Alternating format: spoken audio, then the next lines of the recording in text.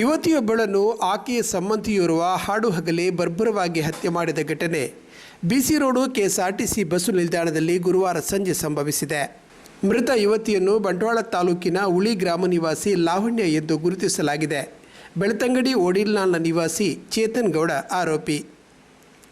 ರಕ್ತದ ಮಡುವಿನಲ್ಲಿ ಬಿದ್ದಿದ್ದ ಯುವತಿಯನ್ನು ತಕ್ಷಣವೇ ಬಂಟ್ವಾಳ ಆಸ್ಪತ್ರೆಗೆ ಕೊಂಡೊಯ್ಯಲಾಯಿತಾದರೂ ಆದಾಗಲೇ ಅವಳು ಮೃತಪಟ್ಟಿದ್ದಳು. ಕೆಲಸದಿಂದ ಆಗಮಿಸಿದ ಯುವತಿ ಕಕ್ಕೆಪದವು ಕಡೆಗೆ ತೆರಳಲು ಬಿಸಿ ರೋಡು ಕೆಎಸ್ಆರ್ಟಿಸಿ ಬಸ್ಸಿನಲ್ಲಿ ಗುರುವಾರ ಸಂಜೆ ಕುಳಿತಿದ್ದಳು. ಈ ವೇಳೆ ಆರೋಪಿ ಇಲ್ಲಿಗೆ ಬಂದಿದ್ದಾನೆ. ಆತಂಕಗೊಂಡ ಯುವತಿ ಓಡಿ ತಪ್ಪಿಸಿಕೊಳ್ಳಲು ಪ್ರಯತ್ನಿಸಿದ್ದಳು. ಯುವಕ ಬೆನ್ನಟ್ಟಿ ಭೀಕರವಾಗಿ ಕತ್ತಿಯಿಂದ ಕಡಿದಿದ್ದಾನೆ. ತಡೆಯಲು ಬಂದವರನ್ನು ಬೆದರಿಸಿದ್ದಾನೆ ಎಂದು ಹೇಳಲಾಗುತ್ತಿದೆ. ಕೃತ್ಯ ನಡೆಸಿದ ಬಳಿಕ ಆತ ಅಲ್ಲಿಂದ ಪರಾರಿಯಾಗಿದ್ದಾನೆ. ಆರೋಪಿ ಯುವಕನು ಯುವತಿಗೆ ಕತ್ತಿಯಿಂದ ಕಡಿಯುತ್ತಿರುವ ಮತ್ತು ಕತ್ತಿ ಎಸೆದು ಪರಾರಿಯಾಗುತ್ತಿರುವ ದೃಶ್ಯ ಮೊಬೈಲ್ನಲ್ಲಿ ಸೆರೆಯಾಗಿದ್ದು ಸಾಮಾಜಿಕ ಮಾಧ್ಯಮಗಳಲ್ಲಿ ವ್ಯಾಪಕವಾಗಿ ವೈರಲ್ ಆಗಿದೆ. ಆರೋಪಿ ಚೇತನ್ ಯುವತಿಯ ದೂರದ ಸಂಬಂಧಿ ಹಾಗೂ ಯುವತಿಯನ್ನು ಏಕಮುಖವಾಗಿ ಪ್ರೀತಿಸುತ್ತಿದ್ದ ಎಂದು ಪೊಲೀಸರ ಪ್ರಾಥಮಿಕ ತನಿಖೆಯಿಂದ ತಿಳಿದು ಬಂದಿದೆ. ಬಂಟ್ವಾಳ ತಾಲೂಕಿನ ಕಕ್ಕೆಪದವು ಮೈರ ನಿವಾಸಿ ಕೃಷಿಕ ಬಾಳಪ್ಪ ಗೌಡ ಅವರಿಗೆ 3 ಪುತ್ರಿಯರು. ಅವರಲ್ಲಿ ಲಾವಣ್ಯ ಕೊನೆಯವಳು. 8 ತಿಂಗಳಿನಿಂದ ಆಕೆ ಕಲ್ಲಡ್ಕ ಸಮೀಪದಲ್ಲಿ ನರ್ಸಿಂಗ್ ಕೆಲಸಕ್ಕೆ ತೆರಳುತ್ತಿದ್ದಳು. ಗುರುವಾರ ಸಂಜೆ ಕೆಲಸದಿಂದ ಮರಳಿ ಮನೆಗೆ ತೆರಳುವ ಸಲುವಾಗಿ ಬಿಸಿ ರೋಡು ಕೆಎಸ್ಆರ್ಟಿಸಿ ಬಸ್ಸು ನಿಲ್ದಾಣಕ್ಕೆ ಆಕೆ ಬಂದಿದ್ದಾಗ ಹತ್ಯೆಗೀಡಾಗಿದ್ದಾಳೆ.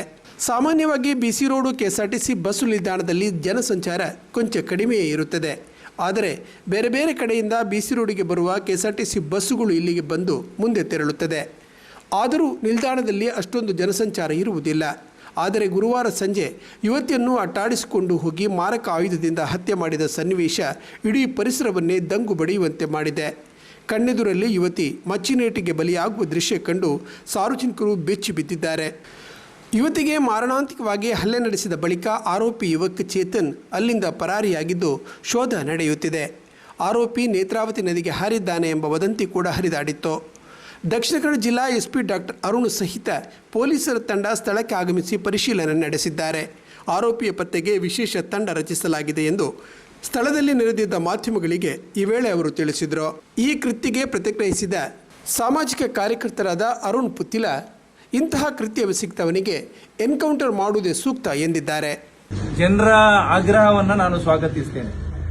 ಈ ರೀತಿಯ ಪ್ರಕ್ರಿಯೆಗಳು ಸಮಾಜದಲ್ಲಿ ನಡೆದರೆ ಯಾರು ಕೂಡ ಬದುಕುವಂತ ಆ ವ್ಯವಸ್ಥೆಯೇ ಸಮಾಜದಲ್ಲಿ ಇಲ್ಲ ಅನ್ನತಕ್ಕಂಥ ಸಂದೇಶ ಇವತ್ತಿನ ಈ ಪೈಶಾಚಿಕ ಕೃತ್ಯದ ಮುಖಾಂತರ ಸಾಬೀತಾಗಿದೆ. ಜನರ ಅಪೇಕ್ಷೆಗೆ ಅನುಗುಣವಾಗಿ ಆ ಎನ್ಕೌಂಟರ್ ಮಾಡತಕ್ಕಂಥ ವ್ಯವಸ್ಥೆಯನ್ನ ಇಲಾಖೆ ಮಾಡಿದ್ರೆ ಖಂಡಿತ ಸಮಾಜ ಅದನ್ನ ಗೌರವಿಸ್ತದೆ ಅನ್ನತಕ್ಕಂಥ ವಿಚಾರವನ್ನು ಕೂಡ ಈ ಸಂದರ್ಭದಲ್ಲಿ ನಾನು ಉಲ್ಲೇಖ ಮಾಡ್ತೇನೆ. ಸರ್ಕಾರ ಯುವತಿಯ ಮನೆಯವರಿಗೆ ಪರಿಹಾರ ಕೊಡುವಂತ ಕೆಲಸ ಕಾರ್ಯಗಳು ಸರ್ಕಾರದ ಕಡೆಯಿಂದ ಆಗಬೇಕು.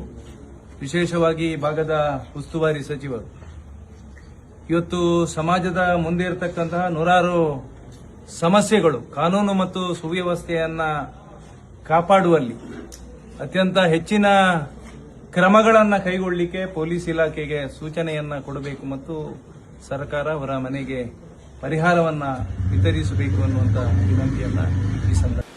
ಶುಕ್ರವಾರ ಬೆಳಗ್ಗೆ ವರದಿ ಬಂದ ಹಾಗೆ ಆರೋಪಿ ಚೇತನ್ ಮಂಗಳೂರು ಹೊರವಲಯದ ಪಚ್ಚನಾಡಿಯಲ್ಲಿ ಪೊಲೀಸರ ವಶದಲ್ಲಿದ್ದಾನೆ ಎನ್ನಲಾಗಿದೆ. ಆರೋಪಿ ಇಲ್ಲಿ ಪಾಷಾಣ ಸೇವಿಸಿರುವ ಬಗ್ಗೆ ಗುಮಾನಿ ಇದ್ದು ಆತನನ್ನು ಪೊಲೀಸ್ ಸುಪರ್ದಿಯಲ್ಲಿ ಆಸ್ಪತ್ರೆಗೆ ದಾಖಲಿಸಲಾಗಿದೆ. ಆತ ನಿಜವಾಗಿಯೂ ಇಲ್ಲಿ ಪಾಷಾಣ ಸೇವಿಸಿದ್ದಾನೆ ಎನ್ನುವುದು ವೈದ್ಯಕೀಯ ವರದಿಯ ಬಳಿಕವಷ್ಟೇ ತಿಳಿದು ಬರಲಿದೆ. ಪೊಲೀಸರು ಆರೋಪಿಯನ್ನು ನ್ಯಾಯಾಲಯಕ್ಕೆ ಹಾಜರುಪಡಿಸಲಿದ್ದು ತನಿಖೆಯಿಂದ ಮತ್ತಷ್ಟು ವಿಚಾರಗಳು ಹೊರಬರಲಿದೆ.